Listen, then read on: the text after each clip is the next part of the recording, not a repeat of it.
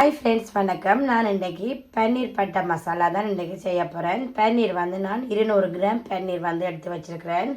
அதே மாதிரி கொஞ்சம் கருவேப்பிலை, ஒரு 6-7 பச்சை மிளகாய் வந்து எடுத்து வச்சுருக்கிறேன். அதே மாதிரி பெரிய ஒனியன் வந்து ஒரு 3 ஒனியன் எடுத்து சின்னதாக வெட்டி வச்சுருக்கிறேன். அதே மாதிரி பிரிஞ்சி இலையும் மற்றது வந்து ஏலக்காயும் வந்து ஒரு 5 எடுத்து வச்சுக்கிறேன். இதில் அளவுகள் எல்லாமே நான் வந்து டிஸ்கிரிப்ஷனில் வந்து கட்டாயம் இதில் போடுறேன்.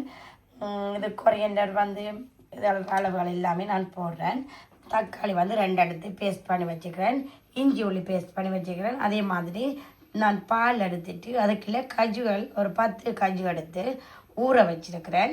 அதை வந்து நான் இனி பேஸ்ட்டாக எடுக்க போகிறேன். அதே மாதிரி ஆங்கர் பட்டரும் நான் எண்ணெயும் தான் சேர்க்க போகிறேன். எந்த எண்ணெயினாலும் ஓகே, நீங்கள் சேர்க்கலாம். மற்றது தேவையான அளவு உப்பு. இப்போ வந்து நான் செய்முறைக்குள்ளே போவோம்.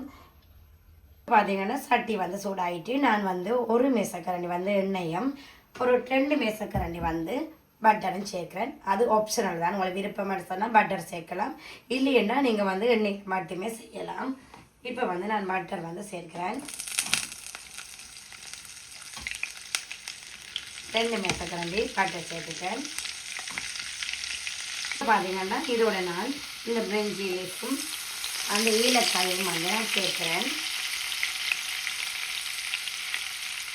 ஓகே, அதையும் நல்லா விடுவோம், அப்படி மிக்ஸ் பண்ணி விடுவோம். அதோட இப்போ நீங்கள் கருப்பு ஏலக்காய் இருந்தால் எடுத்து அதில் ஃப்ளேவர் வந்து இன்னும் நல்லா இருக்கும். அது இல்லைன்னாலும் பிரச்சனை இல்லை, பச்சை ஏலக்காய் எடுக்கலாம். இப்போ வந்து நான் இனி வெட்டி வச்சிருக்கிற வெங்காயத்தை வந்து இதில் சேர்க்க போகிறேன்.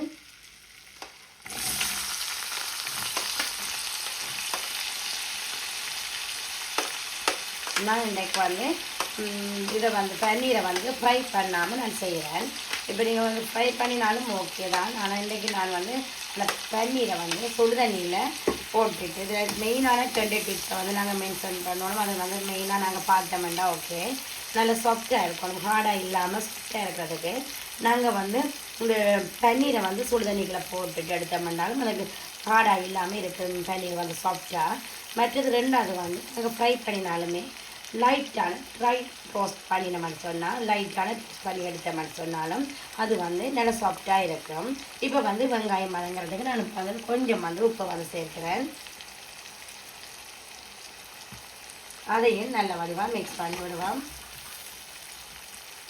பார்த்தீங்கன்னா வெங்காயம் எல்லாம் நல்ல வடிவாக வதங்கிக்குது. நான் இப்போ இந்த டைமில் வந்து இஞ்சி உள்ளி பேஸ்ட்டை வந்து ஆட் பண்ணுறேன்.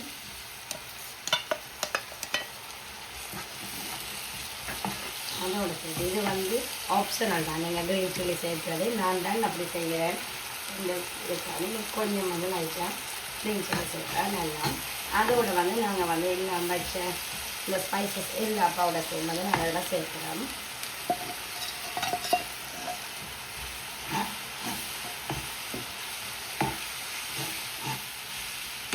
இதோட கொஞ்சம் வந்து கார்லிக் பேஸ்ட் சேர்க்குறேன்.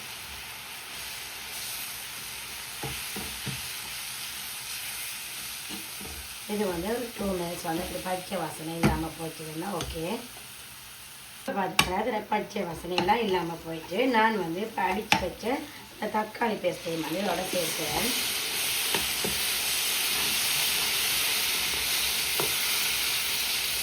இதையும் நல்ல வடிவாக கொஞ்சம் பச்சை வாசனை போகும் வரைக்கும் நல்ல வடிவாக அப்படி மிக்ஸ் பண்ணி விடுவோம்.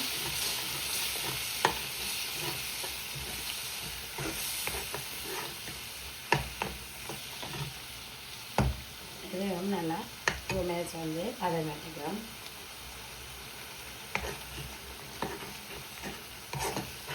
இப்போ பார்த்தீங்கன்னா 2 மினிட்ஸ் ஆகலை. இப்போ நான் அடித்து வச்ச இந்த மில்கோடு சேர்த்து கஜு பேஸ்ட்டையும் வந்து நான் இதில் ஆட் பண்ணுறேன். இந்த டைமில் நாங்கள் பார்க்கணும் என்னென்னு சொன்னால் கஜு இதில் சேர்த்த வழியாக குயிக்காக அடி பிடிக்க பார்க்கும். அப்புறம் நாங்கள் வந்து மெல்லிய நேரத்தில் வந்து வச்சுட்டு தான் பார்க்கணும், மிக்ஸ் பண்ணி எடுக்கணும் நல்ல வடிவாக.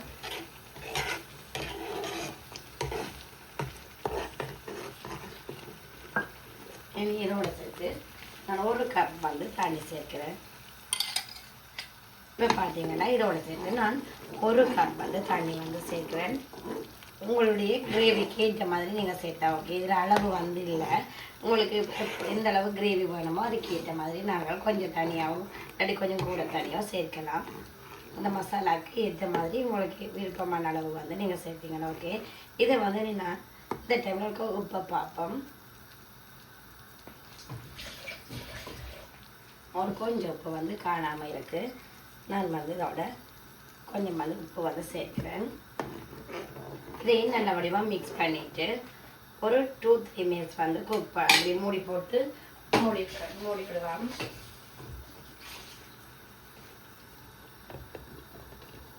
பார்த்தீங்கன்னா 3 நிமிஷம் குக் ஆகிட்டுது.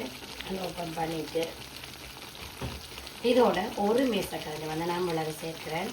இதுவும் ஆப்ஷனல் தான். உங்களுக்கு காரமாக இருக்கும்னு மனுஷனா உரைப்பு வேணும் சொன்னால் அதே மாதிரி கஸ்தூரி மெட்டி எடுத்து நான் கையால் வந்து இப்படி கசக்கிட்டு அதையும் வந்து நான் இப்படி சேர்க்குறேன்.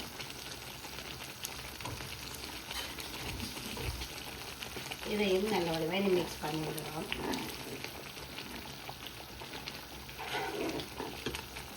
இப்போ பார்த்தீங்கன்னா இந்த டைப் இப்படியான கெட்டியாக அப்படி இறுகி கொண்டு வர இந்த பதம் வரும்போது நீங்கள் வந்து இனி வந்து நீங்கள் எல்லா சீஸ்லையும் வந்து பன்னீரையும் வந்து நீங்கள் இதில் வந்து சேர்க்கலாம். ஆனால் பன்னீர் போட்டுட்டும் நான் கூட டைம் குக் பண்ணக்கூடாது. இப்போ நான் வந்து பன்னீர் எல்லாத்தையும் சேர்க்க போகிறேன்.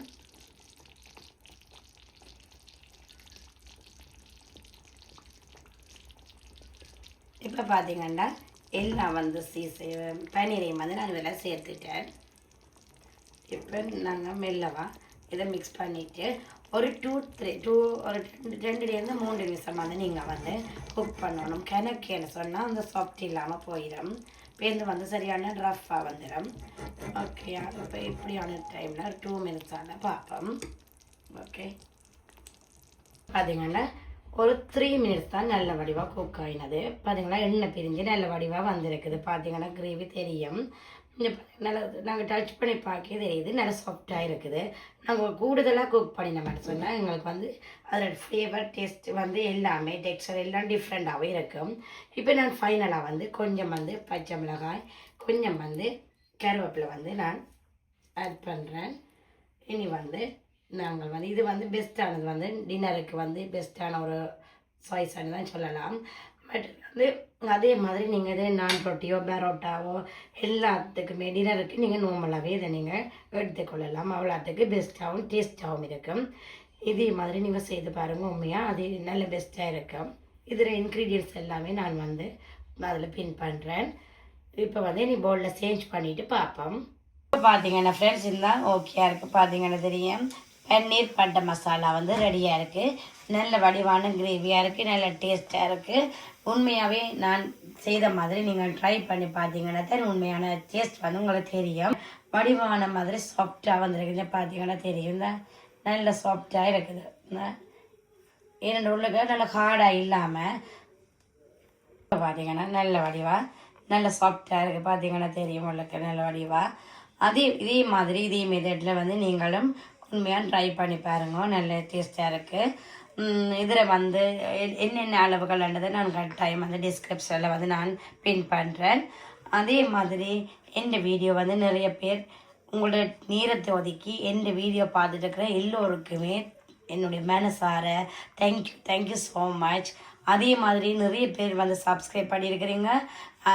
முதல் செய்தாக்களும் சரி, இப்போ செய்தாக்களும் சரி, சப்ஸ்கிரைபர் என்றதை விட இந்த உறவுகள் எல்லோருக்கும் என்னுடைய மனமார்ந்த நன்றிகள்.